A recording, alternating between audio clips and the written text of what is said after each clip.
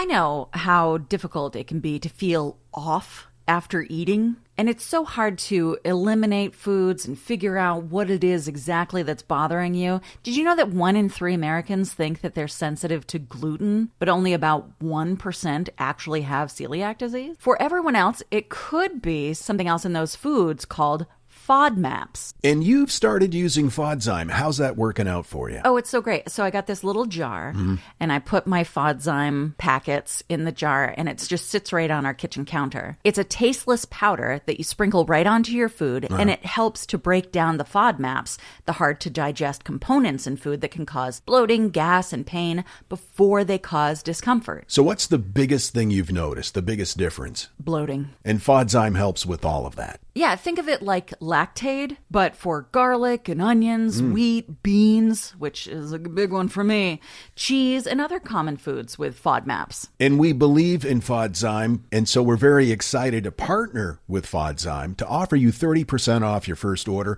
when you go to icaneatagain.com/oddities. That's icaneatagain.com/oddities for 30% off your first order. Finally, you can enjoy your favorite foods without the pain. Just go to icaneatagain.com/oddities. Right now, get up to 15% off select storage solutions. Put heavy-duty HDX totes to good use, protecting what's important to you. The solid, impact-resistant design prevents cracking, and the clear base and sides make items easy to find even when the totes are stacked.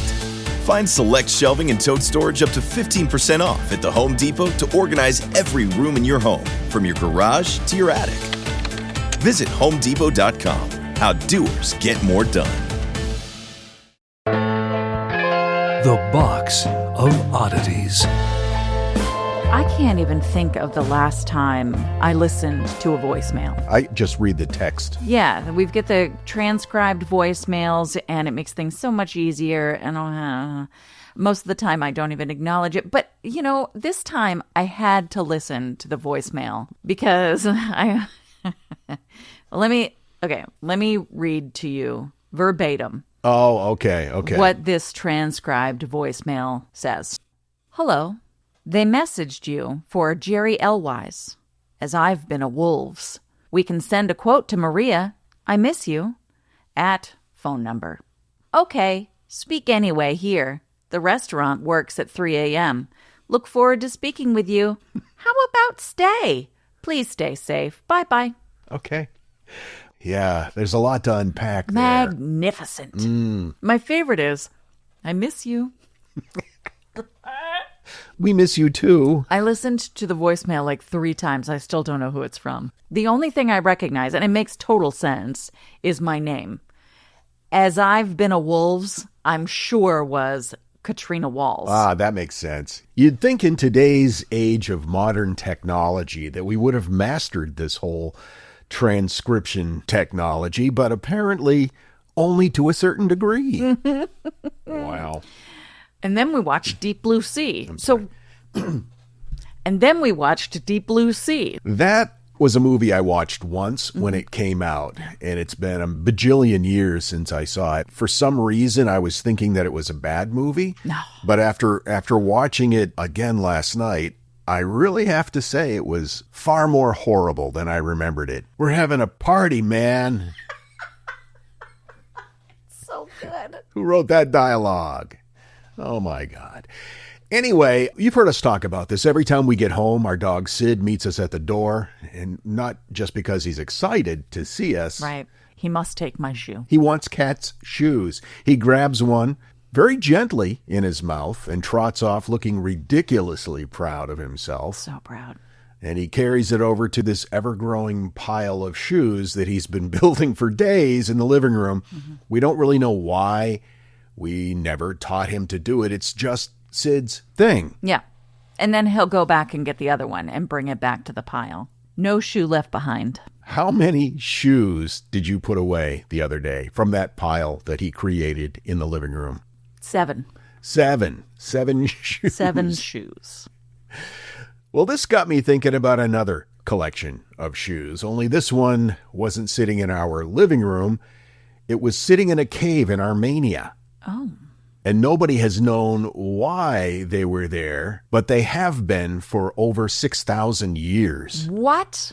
It all started in 2007. Some local reports suggested that looters had been digging inside a cave near the village of Areni, hoping to uncover buried riches. So, archaeologists, they decided that they better get in there and investigate before the site is totally destroyed. Do you mean archaeologists? Arches? Foot arch shoes? All right. Good God.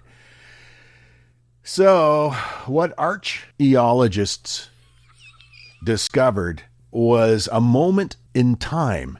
Caves, of course, they preserve things, bones, stone tools, pottery, that sort of thing. Mm-hmm. Those can survive almost anywhere if conditions are right, but organic materials, not so much, except inside Areni Cave 1. The cave floor was buried beneath thick layers of ancient sheep dung. For generations, shepherds had used the cave as a shelter for their flocks, and over thousands of years, these layers of dried sheep poo created like an airtight seal. Oh, sheep poo hermetic. You're working hard today. So you combine that with the cave's naturally cool, dry climate. It blocked out moisture and oxygen, which are the two biggest enemies when it comes to preservation. Right. It was like nature had accidentally vacuum sealed the Copper Age. It's like a sheep shit bog people. Archaeologists began uncovering things that they almost never get to see, certainly this age, like leather and textiles and straw, twisted rope, basketry, seeds, fragments of clothing, even a tiny piece of a preserved human brain. Wow. 6,000 years old. In 2008, one of the archaeologists spotted what looked like, at first glance anyway, a shoe. A shoe? A shoe 6,000 years old. It was made from a single piece of cowhide. It was wrapped around the foot and stitched together with leather cord, and inside somebody had stuffed a bunch of dry grass. And at first, researchers wondered if the grass was for insulation. That's what I would immediately assume. But later they concluded it probably served a much simpler purpose. It was shoe stuffing so that the shoes held their form. Oh. The prehistoric equivalent of crumpling up newspaper inside your boots so that they don't lose their shape. Nice. And that's weird to think about. Across 55 centuries plus, somebody cared enough about their footwear to store it properly. Radiocarbon dating placed the shoe, this particular shoe, roughly 3627 to 3377 BC. And that makes this shoe around 5,500 years old. Wow. That's older than Stonehenge. About 1,000 years older than the Great Pyramid of Giza. A shoe. A shoe. Several centuries older than the earliest known writing, which we can thank the Phoenicians for. Whoever owned this shoe lived in a world with no alphabet. There was no recorded history, there were no books, and the shoe, surprisingly, looked remarkably similar to something called a pampudi, which is a rawhide shoe which was worn on Ireland's Aran Islands until the 20th century. Say that 3 times fast. I don't think I have the emotional fortitude. So 2 communities separated by thousands of miles and separated by more than 5,000 years. And they independently arrived at almost exactly the same solution for protecting the human foot. Sometimes technology doesn't change, it's people figuring out the best answer, and they just keep rediscovering it over time. But the famous shoe wasn't exactly the strangest thing that the archaeologists found, because once they kept digging, more shoes began to appear, and then more, and more. Like a disproportionate amount of shoes based on the other items that you're finding? Neatly stored piles of leather footwear belonging to many different people. Most were arranged neatly, as if somebody had just carefully placed them there. I mean, there were hundreds and hundreds and hundreds of shoes in there. Huh. It was less of a cave. It was more like a prehistoric shoe outlet. What? At some point, they probably were, hey, we excavated a Copper Age footlocker. So the question does become, why so many? Did they find any ancient Branson devices? Brannick devices. No, I would have immediately stopped researching this story if they had. So why were there so many? And nobody really knows. One possibility is that the cave simply functioned as storage. Shoe storage, specifically? Yeah, it's reasonable. Is it? Except, if that's true, why didn't they come and take him back? Another possibility was that it was a workshop. Leatherworking tools were found nearby. Maybe craftspeople were repairing shoes 6,000 years ago. Copper era. Copper what? How about Neolithic cobbler? I was going with, I think copper cobbler sounds funnier. Copper Age cobbler. Copper Age cobbler. Cobbler. Yeah, okay. Underneath copro.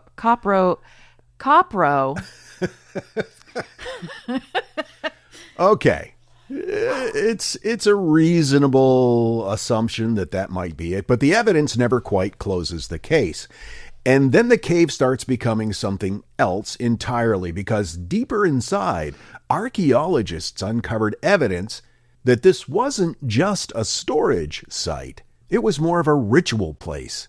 One chamber contained the skulls of children, placed carefully inside of ceramic vessels 6,000 years ago. Wow. There were animal horns, ceremonial pottery, offerings, evidence suggesting activities that went far beyond everyday life. So that raises another possibility. What if the shoes weren't abandoned? What if they were left intentionally? Footwear carries a lot of symbolism. We know that. It represents journeys. It represents identity, protection, crossing thresholds, leaving one world, entering the other. Could it have been an offering? Yeah, perhaps, but nobody has found proof. And as if that's not enough, the cave had another surprise waiting for them. Researchers eventually got to a level where they uncovered what is now considered the world's oldest known winery. Not just old wine, an entire winery dating back to 4100 BC, more than 6,100 years ago. There was a wine press, fermentation vats, storage jars, drinking cups, thousands of grape seeds, even preserved grapevines.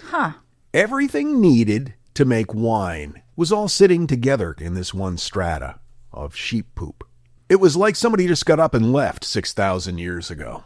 Many archaeologists believe the winery wasn't for casual drinking. Instead, it ties in with the rituals and funerary practices. Now, do we know about the people who did live here? And not really. Oh. This is all kind of new stuff. And so we don't know why they just left their shoes and wine. We do not.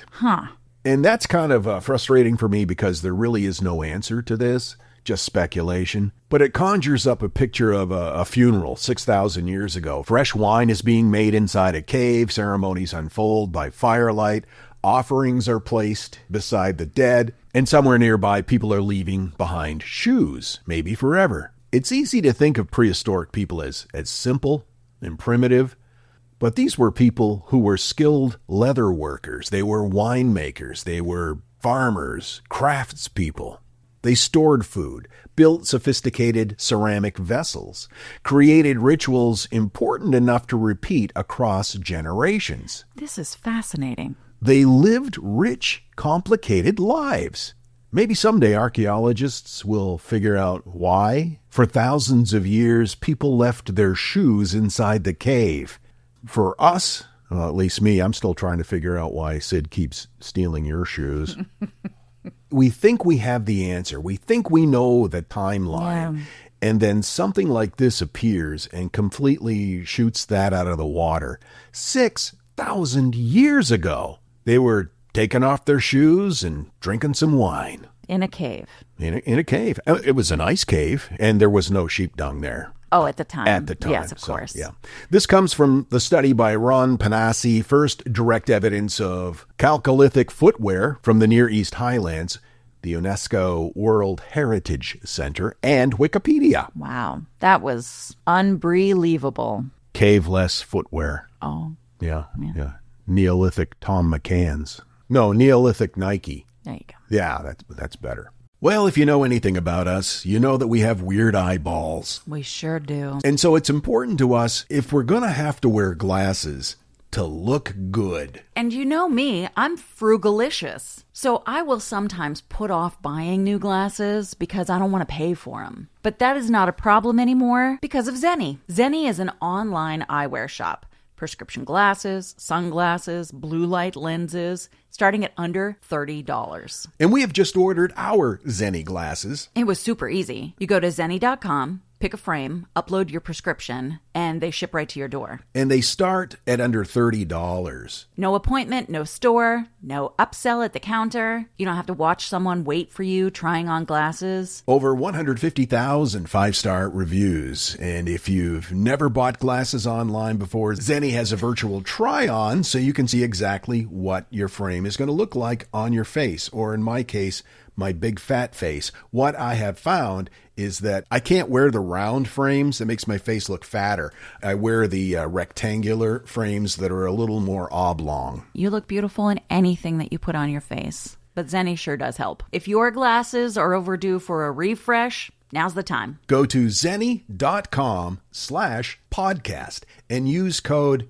podcast15 for 15% off your first order. The styles do sell out, so don't sit on it. That's zenni.com/podcast. Promo code podcast15.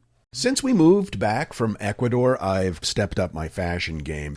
Trying to buy clothes in Ecuador was a challenge for me because everybody's so tiny, you know. Were known in the neighborhood as being melon head. But in Spanish. Cabeza de melón. So since we've been back, I've been repopulating my wardrobe and updating it, and I've been doing it at Quince, and I love everything they have. Your blue shorts that you got from Quince, they're just the right length, so you've got a little bit of that Magnum PI thigh going on, but not too much, and they always look good, even if I don't fold them right away. Just stay in the laundry for a while. Yeah. The best summer pieces are the ones you end up wearing on repeat, and those shorts, one of them. Comfortable, versatile, and somehow right for almost every occasion, without the traditional retail markup. I have a perfect linen dress that I got from Quince because it is lightweight, it's breathable, it looks good. I just keep reaching for it in my closet. You get quality, you get affordability, and they also have bedding and bath products. Quince isn't just clothes. But man, do I love their clothes. Make your summer wardrobe feel easier. Go to quince.com/oddities for free shipping on your order and 365-day returns. Now available in Canada too. Yee. That's QUINCE.com/oddities for free shipping and 365-day returns. Quince.com/oddities. And now, that thing in the middle. I love you. Yeah. I love the people who participate in this podcast. I love my friends. But I need you all to know that if you send me anything, it may be fodder for this show. Case in point? Katie, my eyeball. What is going on with eyeballs lately? So I went hiking yesterday and I had a great time and it was wonderful. It was really hot and I'm fine, but my fucking eye contact is like adhered to my fucking eye and it won't come out. And it's fucking Sunday. Oh God, I love swearing. And anyway, I will never wear contacts again, ever. And then I went to the goddamn pharmacy to find some stupid lubricating lens drops because apparently that's the issue. It's not my eye isn't lubricated. It's that the lens itself isn't lubricated. And so I'm buying lens lubricating drops. And then I went to the pharmacist. He said if I can't lubricate the lens and take it out myself, then I should go to the ER and have them scrape it off my eyeball. Are you fucking kidding me? I was like, no. And I said, hey man, that's not what I want to hear right now. And he started laughing and then he started to describe it more. And then I literally was like, bye. bye. And I left, and I was like, God damn it. I freaked out. Okay, we're taking a breath. We're not going to hyperventilate. And now I have a headache. Oh my God. She is hilarious. And so you know what we've got to do. Thing in the middle, weird facts about eyes. Number 5, blue eyes are relatively new. Genetic evidence suggests everyone with naturally blue eyes today share a common ancestor who lived 6,000 to 10,000 years ago, maybe drinking wine in their cave and forgetting their shoes. Maybe. Number 4, your eyes can distinguish about 10 million colors. Your brain does most of the work, but wow, 10 million. Number 3, the giant squid has the largest eyes on Earth. A giant squid's eyes can reach nearly 11 inches or 28 centimeters across, about the size of a dinner plate. Do you ever wonder why biometric identifiers use your iris? It's because no two irises are alike. The patterns are even more unique than fingerprints. And number 1, your eyes never actually change size after infancy. Your nose and your ears keep growing throughout your life, but your eyeballs reach nearly their full size by the age of 12. Ew. I don't like that. I don't like adult-sized eyeballs in babies. It weirds me out. At least it's not giant squid-sized eyeballs in babies. That'd be weird. And we're live on match day as Doug reaches for a buffalo wing. He's got it! Oh, and he's gone for a can of Pepsi too! What a finish! There's no doubt about it. It just tastes better. Match days deserve Pepsi. This episode is brought to you by State Farm. Listening to this podcast instead of doom scrolling? Smart move. Another smart move? Getting help from one of State Farm's 19,000 local agents when you choose to bundle home and auto. Bundling, just another way to save with the Personal Price Plan. Prices are based on rating plans that vary by state. Coverage options are selected by the customer. Availability, amount of discounts and savings, and eligibility vary by state. While you've been sleeping, we've been slowly training your dog to ignore you in a few weeks. And you'll think it was something you did wrong. Just wanted to give you a heads up. This is the Box of Oddities. Oh, what you got for me? What you got for me? Want to thank Davey, who sent me the suggestion for this topic. This was fun. His LinkedIn profile says he's a Regents professor at Georgia Tech. Holy crap. He's earned every undergraduate degree the school offers, including both a bachelor's and a master's in mechanical engineering. He served on the board of directors for the Georgia Tech Alumni magazine for more than a decade. He served on the board of directors for Mad Magazine. During World War II, he flew 12 missions over Europe as part of a crew of a B-17 bomber with the 8th Air Force. That's all fascinating, but get back to the Mad Magazine part. I grew up on Mad Magazine. In 2001, he even captured more than 36% of the vote in Time Magazine's online Person of the Year poll. By all accounts, George P. Burdell has had an extraordinary life. There is one tiny issue, though. He doesn't exist. Oh? When William Smith, a graduating senior from Richmond Academy in Augusta, Georgia, was applying for admissions to the Georgia School of Technology in 1927, he was issued 2 enrollment forms instead of 1.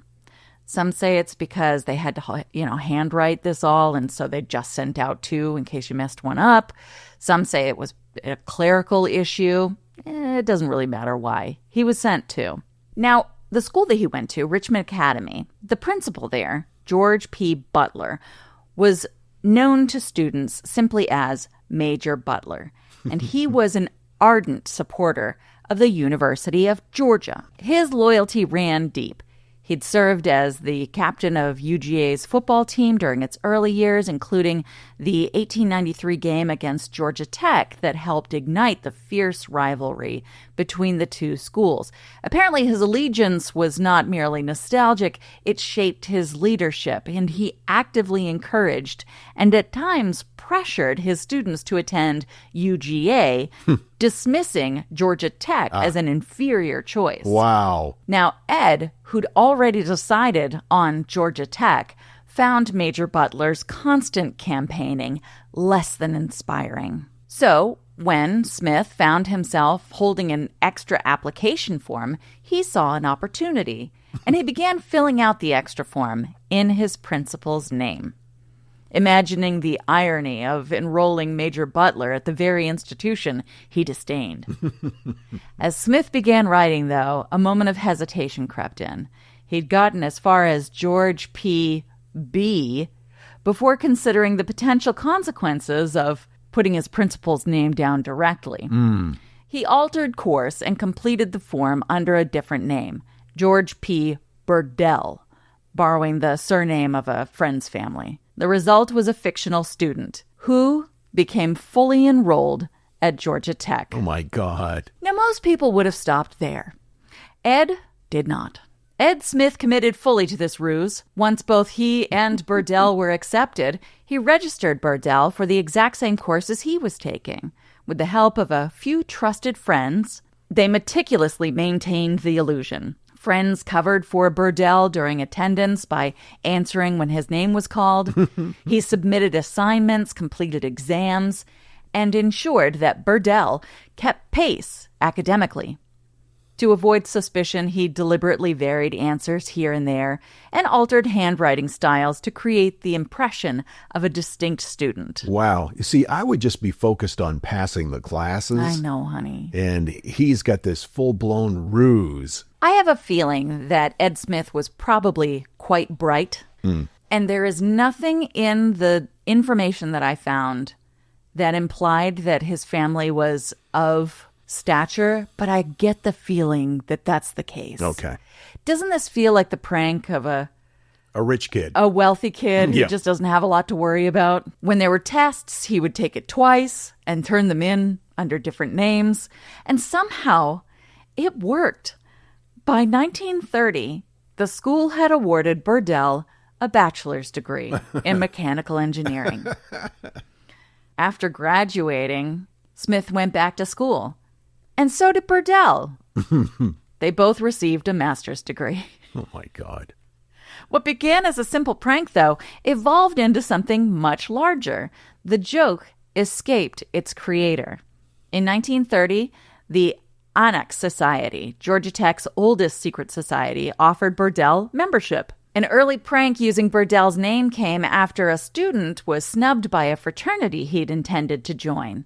And that upset him greatly, so he ordered a truckload of furniture to be delivered COD. The name on the order? George P. Burdell.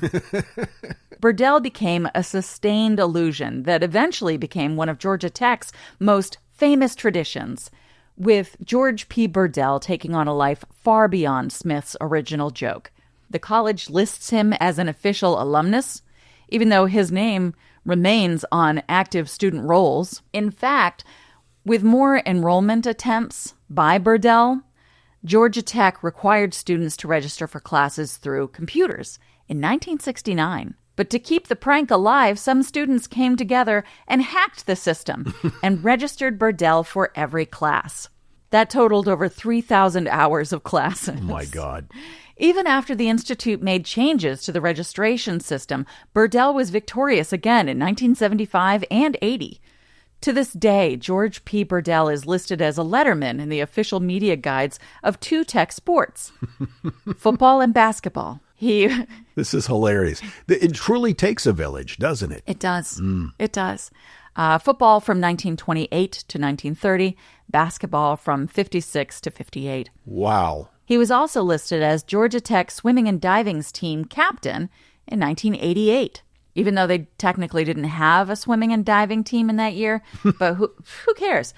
In 1958, members of the senior class of Agnes Scott College announced a wedding engagement of Burdell and fictional Agnes Scott student Ramona Cartwright. They created, it's like Bride of Frankenstein. Something like that. So romantic. I like the idea that the Agnes Scott College people were like, well, we want in. Yeah, that's fun. Gimme. The 50th wedding anniversary of Mr. and Mrs. George P. Burdell from Atlanta was acknowledged on the September 23rd, 2006 broadcast of A Prairie Home Companion. You can always find Burdell on sign-up sheets around campus, and he's a member of most churches in the Atlanta area. Generations of Georgia Tech students adopted George as one of their own, each adding another chapter to the legend. Students have held birthday parties for George Burdell that include lavish decorations and beautifully made cakes. Nearly a century after Ed Smith filled out an extra application, George P. Burdell is still around. That's crazy. This is committing to the bit. He may be Georgia Tech's most famous graduate, even though he never attended a single class. I appreciate a good practical joke, but I really appreciate one that takes that much effort and is being adopted by generation after generation. Yeah, and people, not my people, because my people were not particularly educated, but people see their alma mater as part of their life. And of course, kids go to the same schools that their parents go to, and they pass on their stories and their legacy. And this is something that, like you said, generations of families have carried down. It's kind of sweet. It really is. I love it. It's a bonding experience. I got my information from gatech.edu, Mental Floss, and gtalumni.com. Thanks again to those of you who are supporting the podcast in whatever way you do, whether it's on Patreon or whether it's sharing it with your friends or leaving comments, subscribing, whatever you do, we deeply appreciate it and have an ever-growing affection for you. We just celebrated our 11th wedding anniversary, and we were just talking about how much a part of our marriage you are. Yeah, it's true.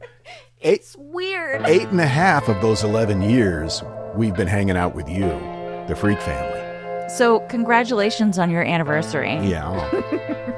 We'll see you next time. Until then, keep flying that freak flag. Fly it proudly, you beautiful freak. And so, let it be known that the Box of Oddities belongs to you, and its fate is in your hands. Therefore, it's been requested by those to whom I report to beseech you for assistance. We ask but one thing of you, to provide a 5-star rating and a positive review. True, that is 2 things. However, 'tis merely a 5-star rating and a positive review. Also, subscribe to us. Okay, so 3 things is all we ask. 3 things and 3 things only. Henceforth, the Box of Oddities commits to the telling of stories. Stories of the strange, the bizarre, the unexpected. We wish to offer our deeply felt gratitude and appreciation for your patronage. TheBoxOfOddities.com. Copyright 2026, all rights reserved. Hi, Ryan Reynolds here for Mint Mobile. Are you looking for a beach read this summer? May I suggest your big wireless bill? It's got suspense, mystery, a slightly flat, emotional arc, and a shocking twist where you realize you've been overpaying the entire time. Fortunately, though, Mint's story is better. Every plan, $15 a month, even unlimited. That's it. Happy ending, 0 tears. Give it a try at mintmobile.com/switch. Upfront payment of $45 for 3 months, $90 for 6 months, or $180 for 12-month plan required. $15 per month equivalent. Taxes and fees extra. Initial plan term only. Greater than 50 gigabytes may slow when network is busy. See terms. Hey there, I'm Travis Hoyam, one of the hosts of Motley Fool Hidden Gems Investing. Each weekday on Motley Fool Hidden Gems Investing, we talk through the business news you need to know and the stories moving stocks on Wall Street. On weekends, we game plan personal finance strategies and dive into the industries shaping tomorrow and host the experts, authors, and executives that understand them. Tune in for insights and a long-term perspective on investing and, of course, stock ideas, plenty of them. To quote a listener, it pays to listen. Check us out and subscribe wherever you listen to podcasts.